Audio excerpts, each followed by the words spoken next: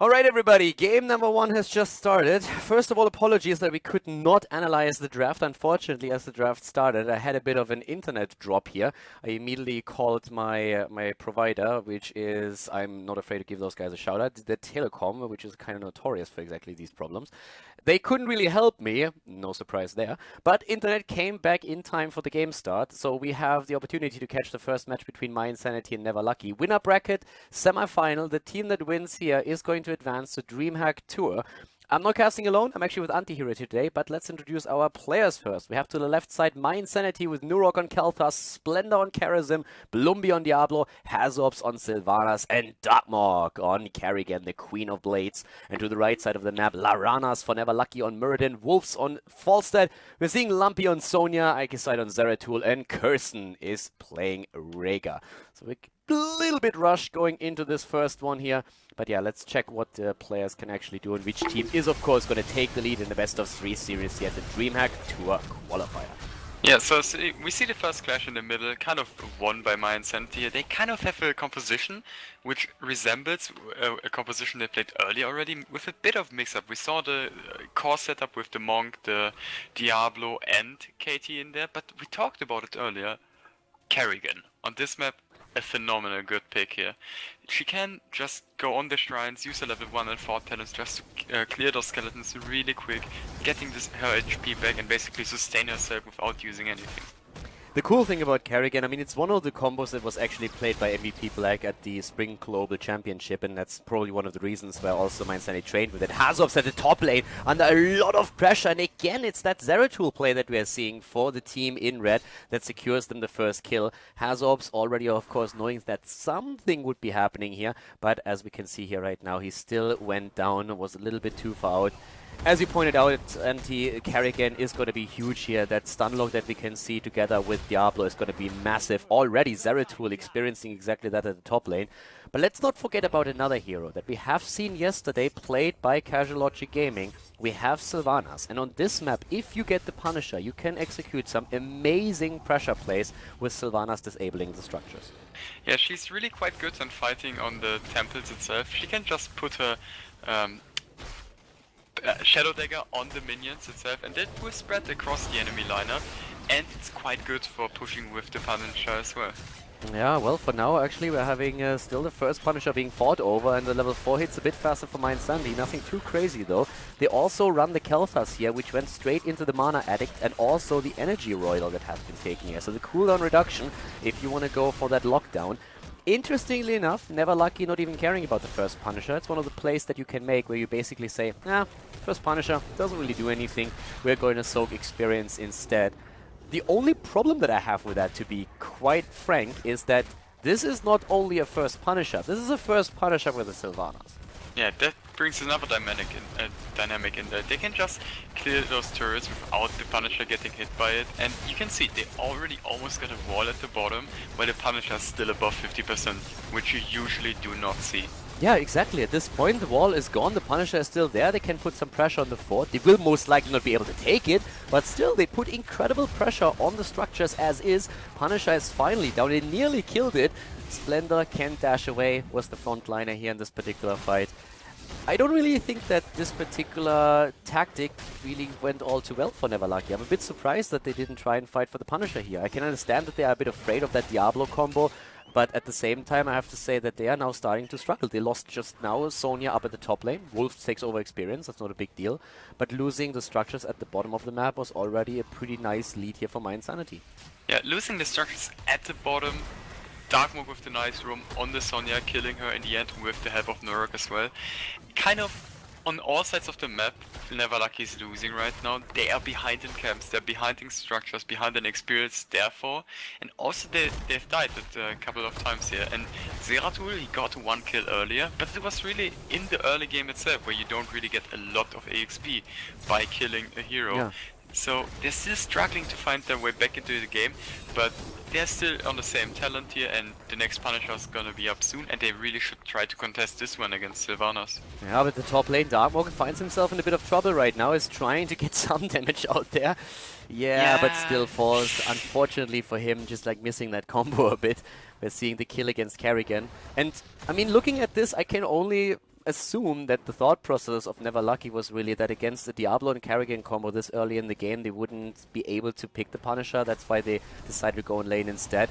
Already knowing that they would also lose a lot of structures to that Punisher plus Sylvanas comp. But I have to say that this draft that we're seeing from mYinsanity is a bit of work of art right now. Yeah, it's really working well for them, and also because they play it well, they really know how to play together, making plays happen. That one maybe misstep of Darkmog dying there with his missed combo, he maybe could have lived with hitting a combo there, but for now, they're a little bit ahead and they still have the pressure on the temples itself. But for now, again, Never Lucky saying, yeah, we put Sonya towards the bottom, Fawcett does the same, so it basically showcases again, they don't really want to fight for the early temples here. Yeah, I have to admit though that they are very close in experience. They're even slightly ahead, which is kind of crazy if you think about it. The fort at the bot lane has already been taken out by mYinsanity, but they still don't have an elite in experience. So Never Lucky, they lose Curson here, that's a big deal. And Wolves at the bottom. Overall, they're doing a really nice job, but with Fawcett now dying against Hazrops in a one-on-one situation, Rhaegar dying at the top, this is a disaster for them. Not only because they lose 2 heroes and have no chance to go for the Punisher, but they also are now up against an opponent that has the level 10, is going to get a Punisher, pushing in with Sylvanas once more, who already rotates to the top. This is like the worst case scenario, more or less, for them. I think they are fine with trading the Punisher away, even though it's against the Sylvanas, but dying with 2 people in the process is kind of throwing them really far behind now. We see 1 level lead now, and it's Sylvanas pushing with the Punisher still going on here with level 10 advantage. Exactly, and that is now going to drop 1 fort for sure. They already bait the Punisher in a little bit deeper and trying to deal with it. We have Kel'Thas at the same time getting experience in the mid lane, rotating to the bottom to clear another wave.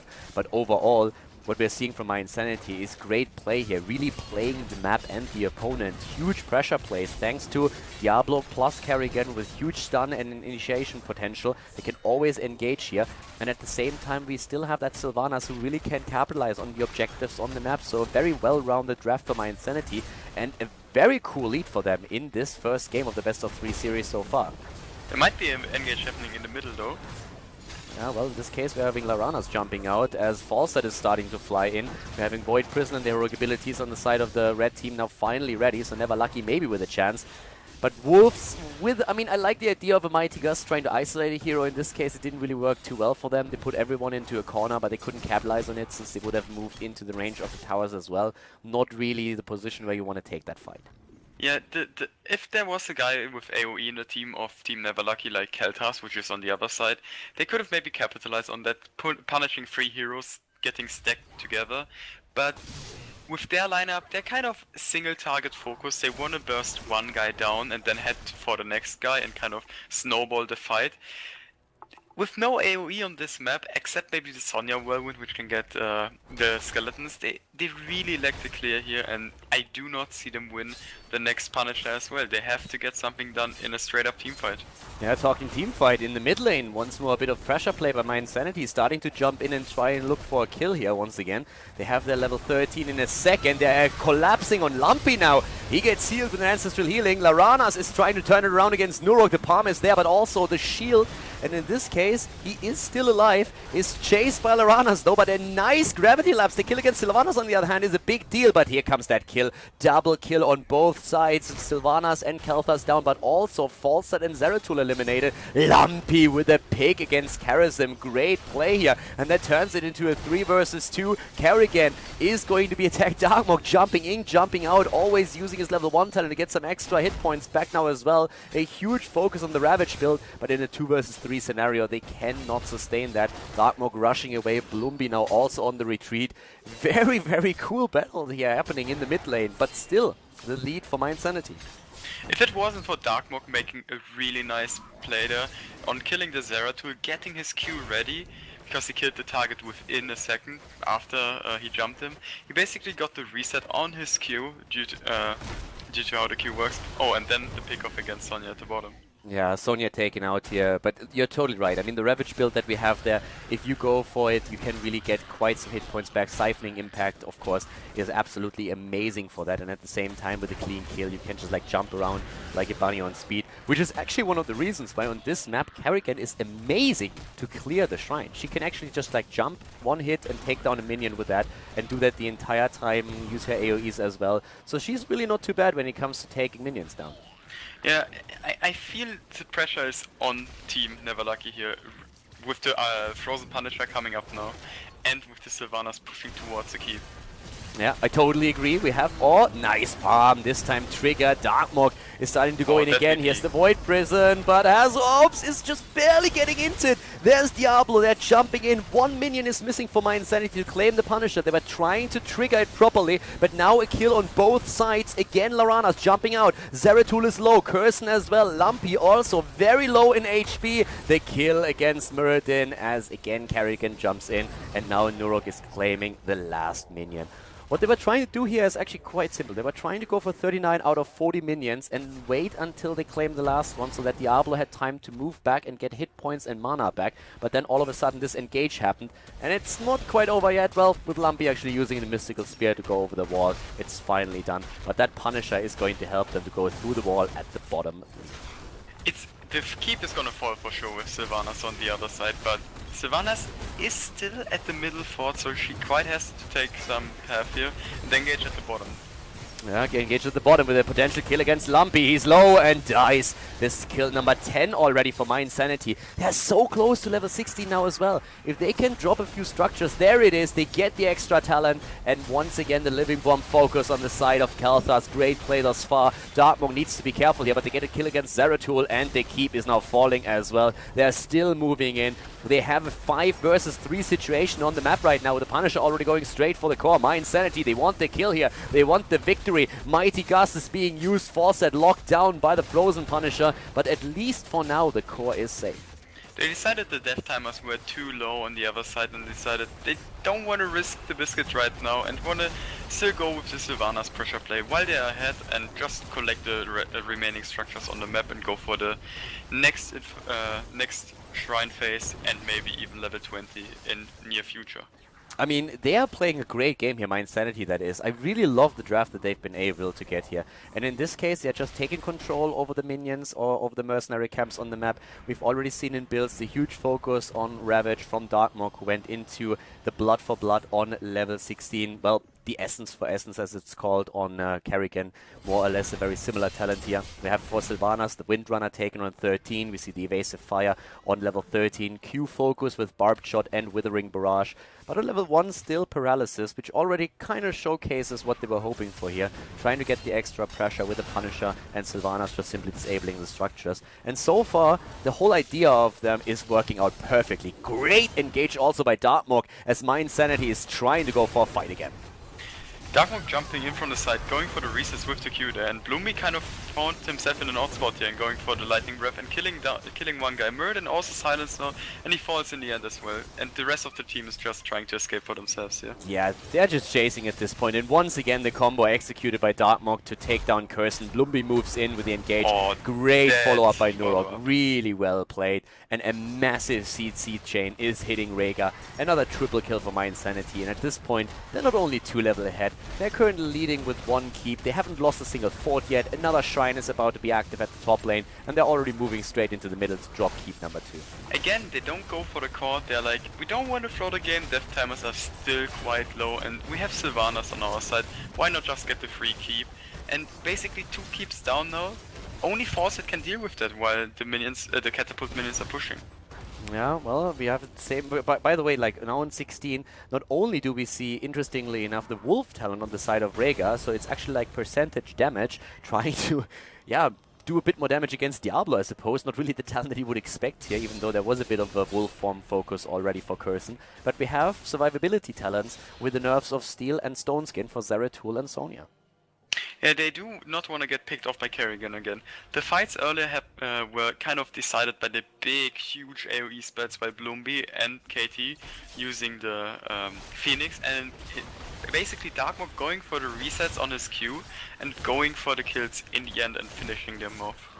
Yeah, at this point there's a fight on even talents, but a 3-level advantage already for mYinsanity as we're seeing everybody jumping in. There's the Void Prison once again. Phoenix is already on the ground. Hazop saving himself on the Sylvanas, but we still have... Oh, the silence is hitting. Great play here. Rhaegar with a nice ancestral healing on the other hand, but Zeratul is dead and Curson and Lumpy are both low. There goes Rhaegar. Sonya is about to fall, and that's only the beginning of it because Laranas and Wolves are also completely isolated.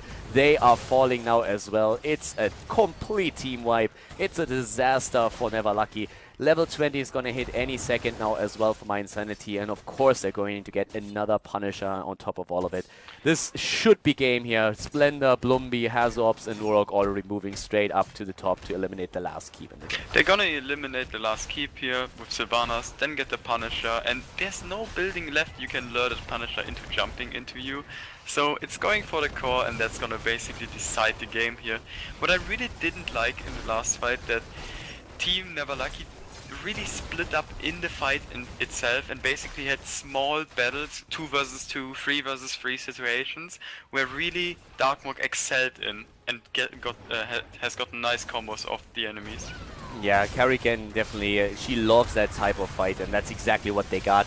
There goes the Muradin once again. A nice kill here for them. The Punisher, of course, on his way. Lumpy very much alone here between like a bunch of enemies. Down he goes, and this is, of course, going to be the end to game number 1. Falstad is now falling too. We have, at this point, 42,000 hero damage on Blumby's Diablo. So Diablo with the most damage here in the team thanks to his Lightning Breath. The game is over. Map number 1 taken by mYinsanity as they claim the lead in the best of 3 series at the Winner Bracket Semifinal.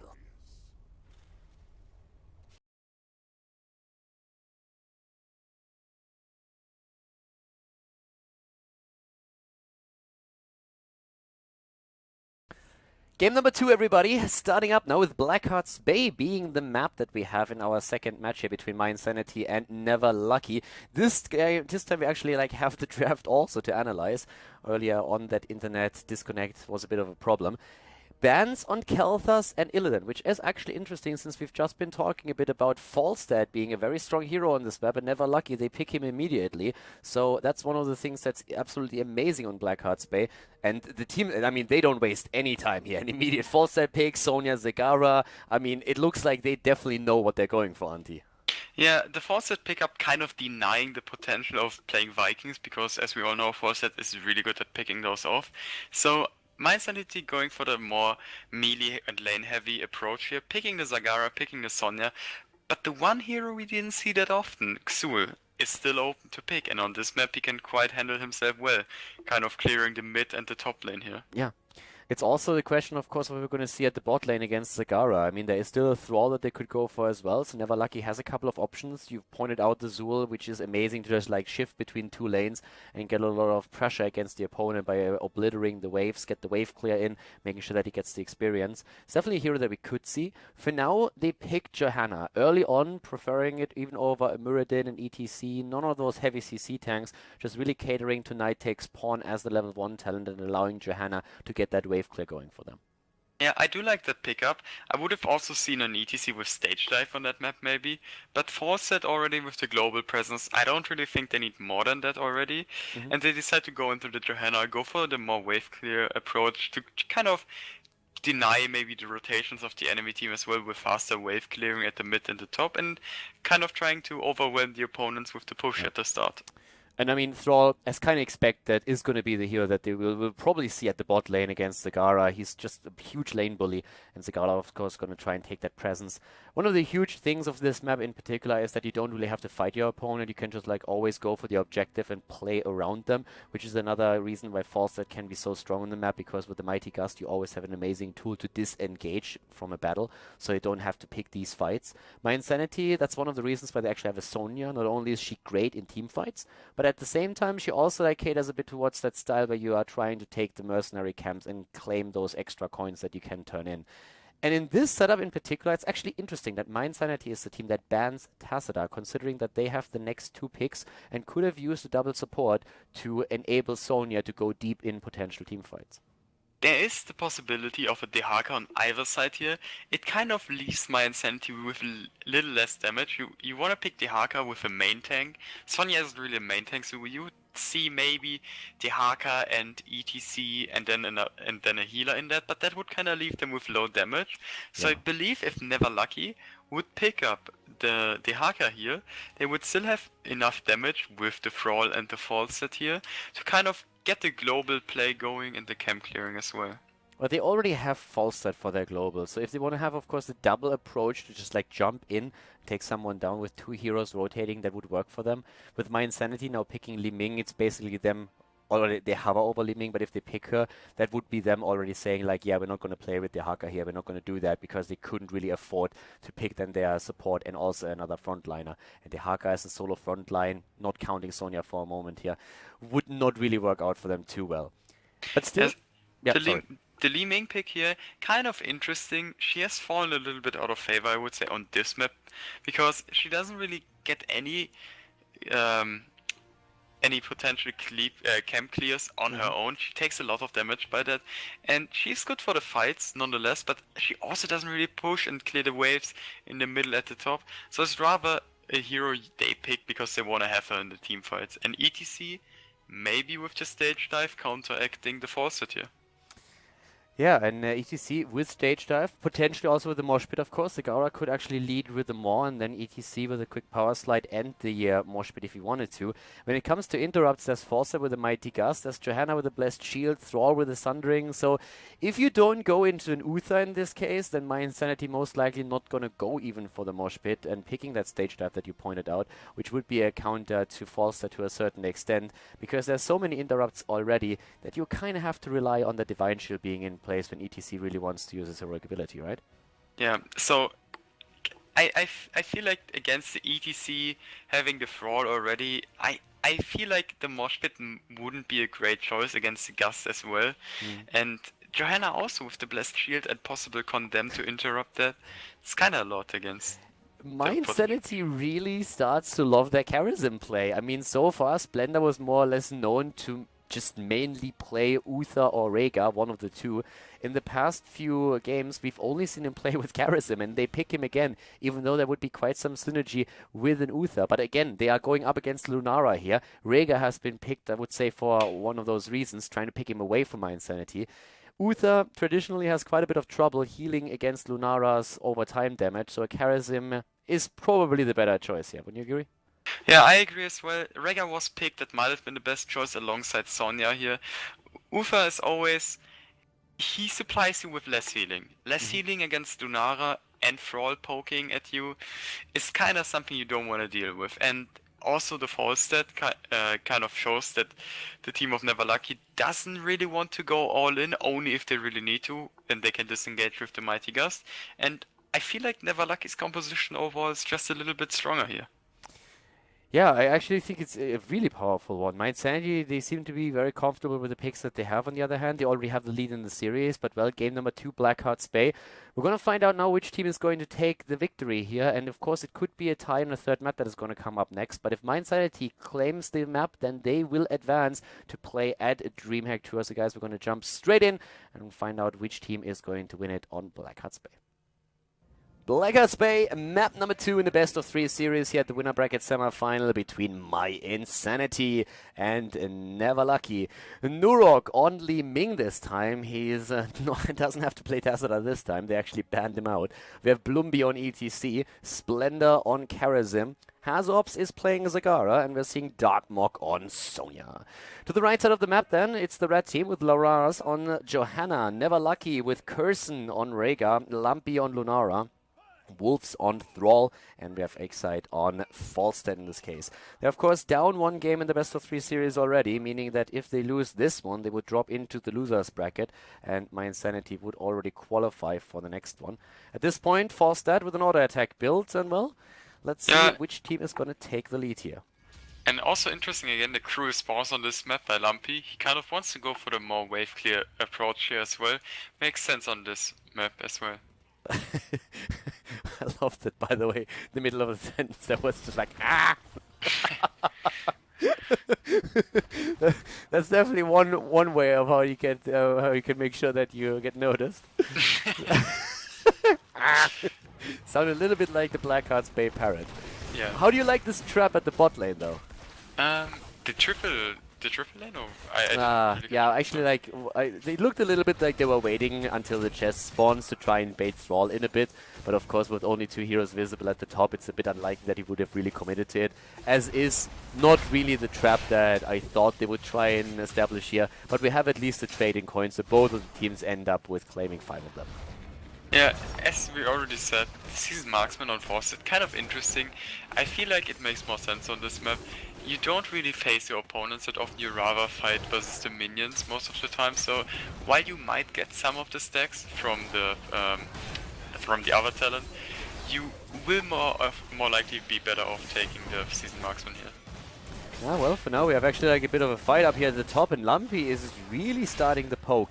Lunara is just so annoying to play against. It's crazy, right? I mean, like, that poke the entire time, you just overextend for a moment, she gets a couple of auto attacks in, and all of a sudden you're at half HP. Yeah, it's almost always like Lunara gets engaged on, they really don't get her, they back off, and then while you retreat, you get slowed down by her, get more poison onto you, and the poke happening. And Force is flying towards the bottom here. Yeah, Fawcett trying to maybe go for a kill against Hazorb. So far, Hazorb is just like simply moving away.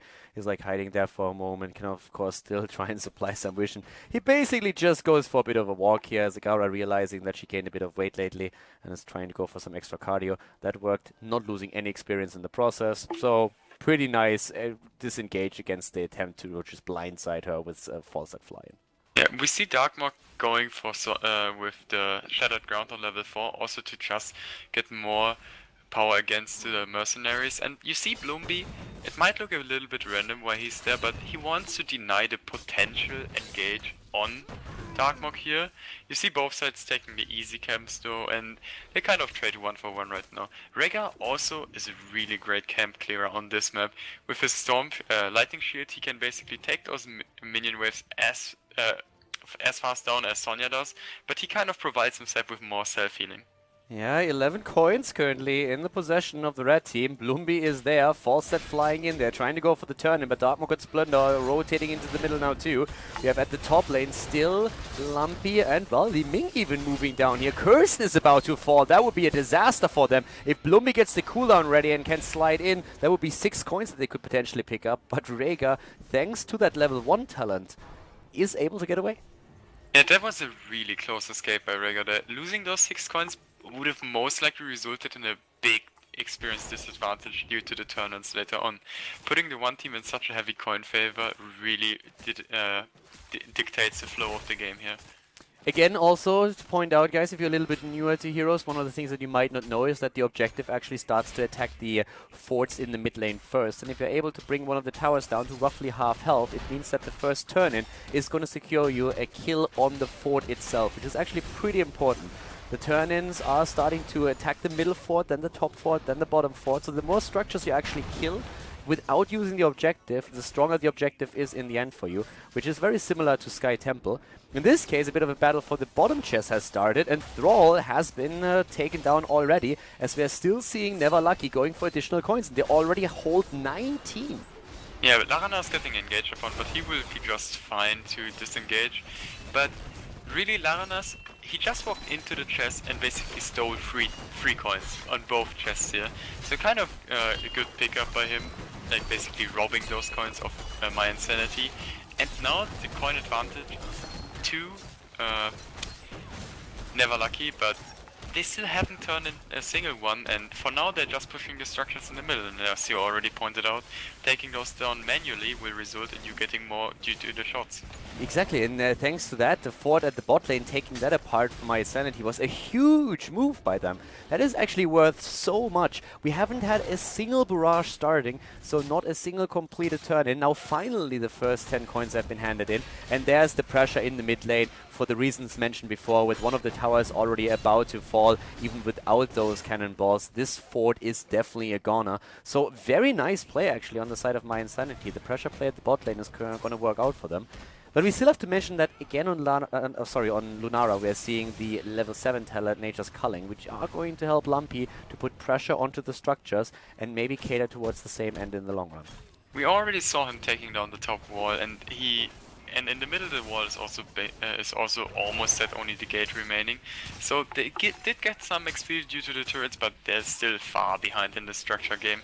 Looking at the top, there's still the whole wall and the fort are still standing, but the rest of the forts and walls are down for them. So kind of a big disadvantage they are in right now. Trying to go for the turn in here in the middle won't really work out, and mYinsanity claiming control with the level 10 advantage for now. Yeah, they were just trying to sneak it in, but against level 10s they can't really take a fight here. The interesting part is that we still have a massive amount of gems on the side of Never Lucky. They're currently looking at 23 versus 9, so they have 2 turn-ins at this point, but they kind of need to try and hand those in, because at some point mYinsanity is just going to get too much of a snowball going for themselves. And of course the big problem that you have on this map is that if you lose those coins, your opponent is going to just hand them in for you and then get even more damage done. And with 2 forts already eliminated, this is a very tricky situation right now for Never Lucky. They need to turn those coins in, they need to try and deny another turn in for mYinsanity, and of course ideally execute a little bit more pressure at the mid and top lane with Lumpy here, while they are now also going for an additional camp. It's always such a hard decision to make if you want to fight when you have 23 coins on your team. If you fight and lose that fight, the game is basically over at that point if mYinsanity will play it as perfect as they did on the other maps and just play it calm. But they kind of have to also get on the shrine. They cannot just stick with their coins on them all the time. And see, Larana's going for the pay-in, but he's getting engaged upon. Yeah, there's immediately the Maw. Great Maw, by the way, against 2. The Mosh Pit on the other hand is hitting hard, and there's that kill. Great, the coins picked up. Heal against Wolves. Hazops is low. The Palm is triggered. And that could be the turnaround against AK side. That's another 4 coins, and they're losing those as well. A huge pickup in coins. Darkmok wants to go for Curson. Thrall is also down, but at least the Wolf is able to rush away. Was thinking for a moment of claiming the 2 coins to the side here, but didn't really want to risk it. And now, with that lead with 5 heroes against 3 on the map, we're seeing Darkmok also starting to steal another camp away.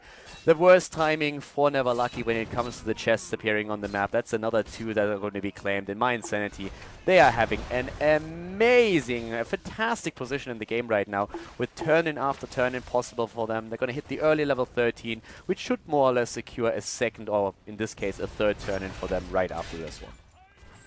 Losing those 12 coins on Johanna was a really big blow to the team of Never Lucky. They kind of only have the coins on Rega left. Those 11 kind of are the only thing they have right now. And the structures, the keeps are already getting barraged now for mYinsanity. So if they turn in with only 14 coins, you have to remind yourself that it's always gonna be 2 coins more than it was prior to the last turn-in. So it's gonna be more and more coins they need to, but you see at the top, trying to go for the boss. Yeah, they're trying to go for boss now. We have the 13 advantage. They need to take a bit of a risk, and that's the one that they choose to use.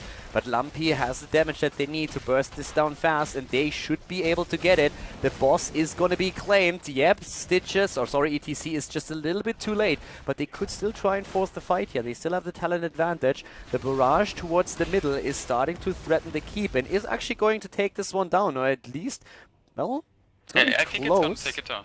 Yeah, it's definitely going to take it down. Okay, the last one is going to claim it. So first keep is already eliminated, 9 minutes and 30 seconds into the game. And they have to go to the bot lane now too, since another wave is starting to move in with the Boozer camp that has been claimed by mYinsanity. Falstad flew in, tried to take care of it, but oh my god, another mosh pit. And that's more coins lost. They're going to lose Laranas now as well. This is a disaster for Never Lucky. mYinsanity is in complete control of this match now. I think my god, beautiful. So, mYinsanity going for the next turn in here, and I mean, they are only gonna get further ahead with every single turn in here. Already 2 levels advantage here. The level 16s are on the bottom, they're going for the manual push on the bottom, and I think they can even claim that keep down here. Yeah, they could push this for sure, especially since Solara is still at the top. We don't really know that at this point, so they actually move back. But look at Kirsten with his 11 coins. He still could not turn those in. There's an attempt to stop them, though. That's actually a nice approach, but Falstad is very isolated because of it. And mYinsanity, they just turn it around, take Falstad down, turn it into an advantageous situation for themselves, and are attempting to drop Wolves now as well, who's forced to use Sundering to disengage. Lunara has also been taken out. Nuruk is very low, but Kirsten is going going maybe a bit too deep for the kill here. I'm not sure if he's going to be able to escape here, especially since Darkmok really wants him, and there's the kill. That's all the coins that he holds, and this is disaster. This should be game. Really well played by Darkmok there. He actually cancelled his whirlwind to get another slam off, which basically netted him the kill in the end. Rhaegar with the level 1 talent almost getting away, and Laranas yeah, he's stepping around the keep. He's just basically saying, alright, this is over. Clown Fiesta 2.0. There's like 17 coins already handed in. The fort at the bot lane, or the keep, is eliminated. Splendor B steps away in this case. The top keep has also suffered a lot of damage. So the next turn-in is not only going to take down the keep here, it's going to put quite a lot of damage onto the core as well. And they should be able to even right-click that if they wanted to. It's a 3-level lead, and it's a massive, massive snowball that we're seeing at this point on the side of mYinsanity. Incredibly well played by them, though. The core's gonna take a little bit of damage here with the cannonballs, not so much. It's probably gonna be like only taking down the shield. There is no kill like overkill. Three cannonballs shot on a well that died after the first one. And why did it? Is it a bug maybe? That seems like a bug, right? Yeah, I mean, it also shot 3 balls on the turret, and it normally takes 2. Yeah, so the core doesn't even get any damage at all. So that seems like really a bug. Normally it's very well timed, and that shouldn't have happened there. Turnaround attempt at the top, on the other hand, now. They're trying to go for a quick kill. The Maw doesn't hit anything. Bloomby is low, but he hits that. Oh my god, the Mosh is so good right now. A triple kill as a thank you, and this is of course going to be the end of it. Happy feet. Yeah, Hazov's created a little bit of space, let's call it like that, with his Maw, setting up the nice mosh pit for Bloomby there. Yeah, that's another kill for them, and they are just moving straight into the middle. So even with a bit of a bug that we just saw with that cannon barrage against the well and also the tower itself, of course, we're still having mYinsanity in a situation in which they are easily going to claim victory now. 14 kills against 1, and with a very convincing performance here today. Incredibly well played. They not only take this best of 3 series, but they also qualify for Dreamhack Tour as the first of 4 teams today. So congratulations to mYinsanity. A really nice performance here today, and we are going to see them again at the 2nd regional final in Europe. Congratulations, well played, and GG.